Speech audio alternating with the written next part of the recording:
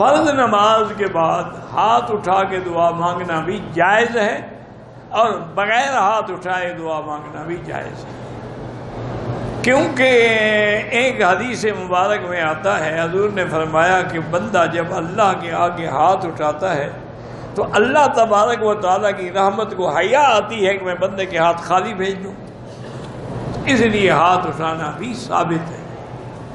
اور ہاتھ نہ اٹھانا بھی ثابت ہے کہ جیسے ہر نماز کے بعد ہاتھ اٹھانا ضروری نہیں ہے، اللہم انت السلام منک السلام، یہ دعا تو ہے لیکن ہاتھ اٹھانا ضروری نہیں ہے۔ اچھا، جماعت کے ساتھ بھی دعا جائز ہے، ید اللہ علی الجماع،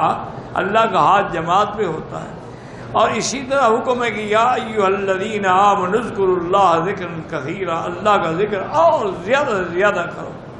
اور علماء نے حکمت بھی لکھی ہے کہ جیسے دیکھیں نا جی کہ یہ روشنی ہے تو ہم نہ بھی چاہیں تو اس کی روشنی ہم پہ آ رہی ہے، تو جب ایک حلقہ ہوگا تو اس میں کوئی اللہ والا بھی تو ہوگا، تو اس کے نور ایمان کے جو اثرات ہیں وہ ہم پہ خود بخود آ جائیں گے چاہے ہم نہ بھی چاہتے ہو۔